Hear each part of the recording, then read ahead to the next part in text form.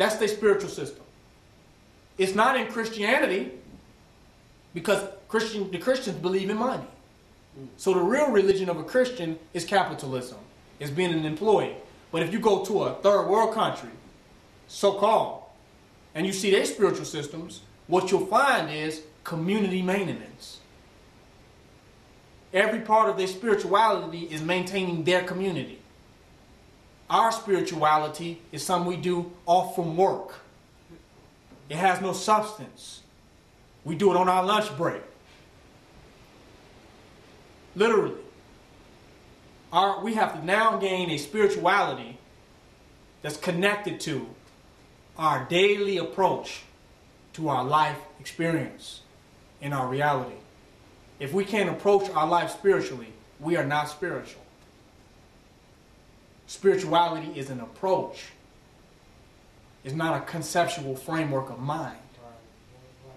It's a consistent approach to your experience. That's depth.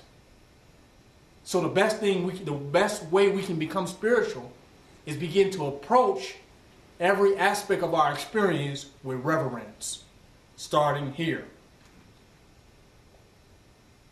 If we're walking through this space, in one moment we have the spiritual consciousness of us being here. And the next minute, what them niggas up there talking about now? That's schizophrenic. That means can that reverence for one another be carried? Because that becomes royalty and magistrate. Literally, it really becomes a governmental body when we have a reverent attitude one another. We become officials. And I'm not talking about like no boardroom meeting. I'm talking about you cannot have a certain reverence for somebody and not add value to the totality of what we're doing. The way the brother down there was dealing with the pigs, he could see that we had a certain level of reverence for him. These gangbangers have no reverence for their people. They have reverence for selling crack. But if we develop a reverent attitude for one another, then it's certain things we would not even allow them to do to us. Because we have reverence for one another. We don't feel insecure amongst one another. Listen, you can't feel insecure about somebody. You can't reverence somebody and see them as a threat at the same time. Let's keep it real now. Because if you feel threatened by somebody, really you want the nigga out the way. So if Europe helped you get him out the way, it'd be better. How you a revolutionary? Do y'all hear what I'm saying? I'm just being honest. So complete total reverence, which is compassion towards one another, cannot exist with fear and insecurity and uncomfort amongst one another about anything. Because that's carried out there. And while you claim you're here among comrades, you really feel like you are among strangers. And how much do you feel for a stranger being attacked by somebody? Huh? He was cool, but in reality, he's a stranger. You can't make that up with books and DVDs. You cannot suffice for the level of compassion. But that level of compassion will force you to go beyond certain barriers that separate us from being unified on a real level as brothers and sisters. Do y'all hear what I'm saying? But when you do reach the real level of compassion, that alone is a weapon. Why is it a weapon? Because it's the only reason to use any other one. It's the only motivation to use any other one. Because if you really care about somebody, truly, everything becomes a weapon. So we cannot reach a certain level of revolution without reaching a certain level of compassion. They go hand in hand. Because you can't fight with or fight for somebody you really don't care about. Am I correct? You really don't give a fuck about them. How do you fight with them or for them? What do you give for somebody you don't really care about? Nothing. So a level of compassion has to be reached. By nature, we are compassionate towards one another. But society has implemented certain barriers through religion, institutionalization. It has implemented certain barriers that separate us. And our enemy manipulates the separateness. It manipulates us through the divisiveness. Do y'all hear what I'm saying? Because it's already there. Society has laid the groundwork in our psychology for them to rule. We have been educated to accept their rulership. And we have been socialized among one another to be separate from one another enough to let them rule. Am I right? Mm-hmm. In school, they don't have a report card for the class. They have a report card for each and every student. Is that creating unity or competitiveness? So I'm saying how you have been educated has created a divisiveness where we cannot act as one against an enemy where that unity will destroy him instantaneously. We have been educated in a way that has been disunified. You got a child in the school, they're the valedictorian, they're the most educated person in the school. It's a competition. Why so many black people together but the whole school is competition? Wherever you see black people together, it has been turned into a competitive environment so that they will not unify against a common enemy. If the school had one report card, you get an A for us killing a white man, and an F if we fail, then we'd be back in power. But we get A's and F's based upon competitive compliance to white supremacist concepts. It's a fact. So we have been educated. And sometimes, if what you have been given is poison, if every plate you have been given has been poison, it would be better off to eat nothing to be secure. Do you follow what I'm saying? Because you say, then what do we teach our children if all this information and stuff that they have been given is poison? Damn it, don't teach them nothing until you can find out. Right. You're safe. At least you're not fucking them up. Okay. You follow what I'm saying? Because this has been their methodologies have been poisoned. And we got to get so much poison out of us to even be able to approach shit right. And none of us are beyond getting that poison. I challenge and question myself and examine myself every day. Because it's arrogance to stand there and think that after 400 years of slavery, we didn't got all this shit out of us.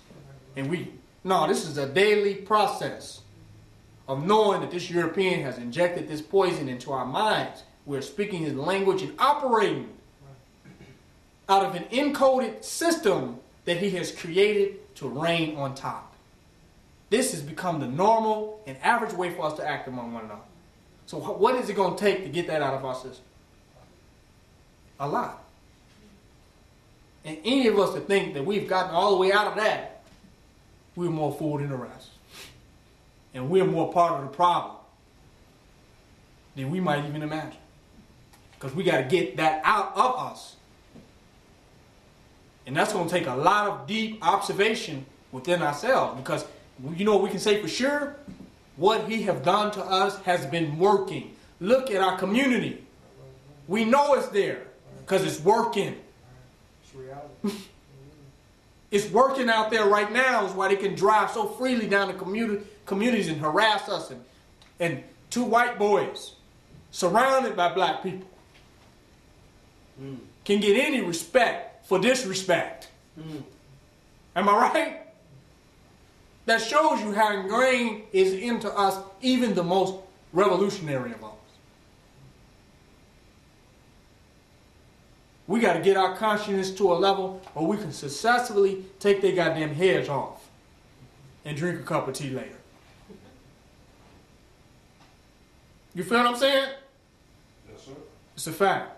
We got to build our consciousness to that point where it's done so powerfully that they look at it and think it was right. Well, man, that's what they were supposed to do. We shouldn't have been over there. Let them start looking at each other. Well, what did you do? That wasn't protocol. Make that shit cave in on them. You feel me? Like they do us. Did you snitch to one of them? Let them kill each other. Let them take each other in the basement. Well, what leaked out? How was those niggas still moving around? Did you do something? They surrounded us in 5 seconds. Who gave them the plan? Kill them. Why we always got to be the ones against each other, man? So my point is we got to work to a level of consciousness to do that within our own minds. So we coming together out of nation building.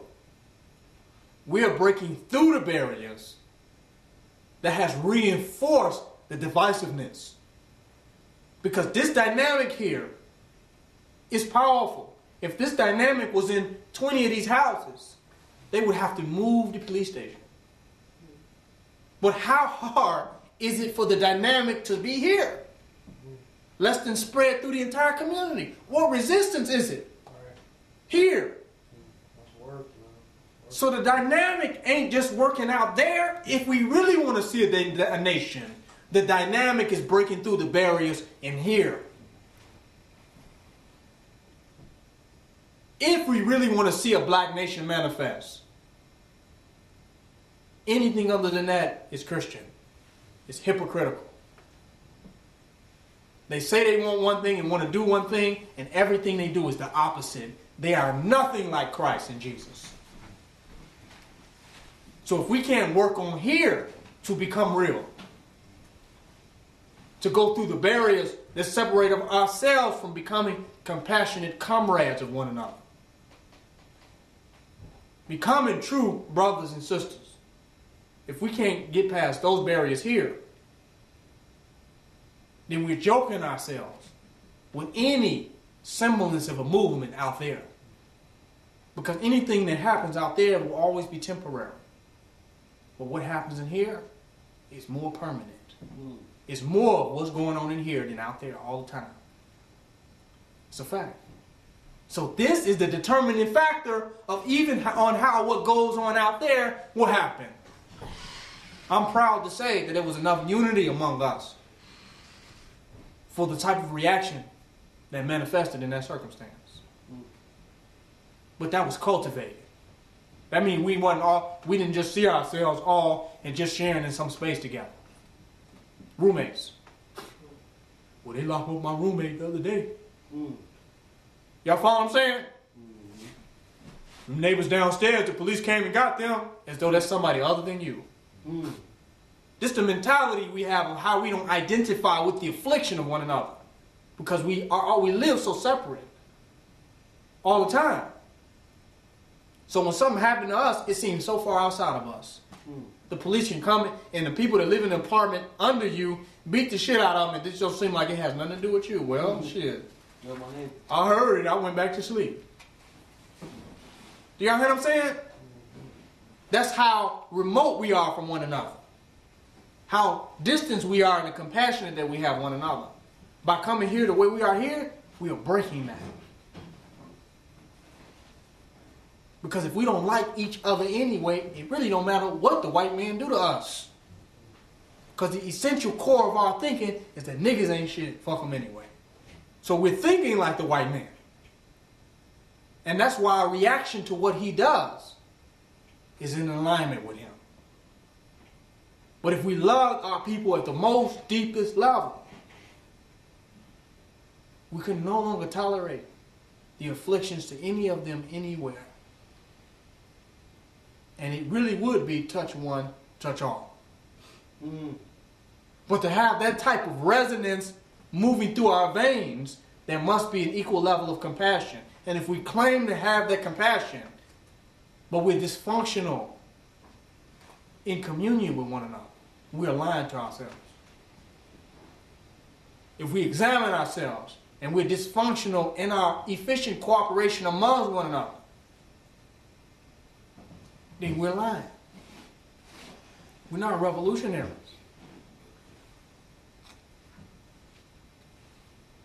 We're poets. We're romanticists.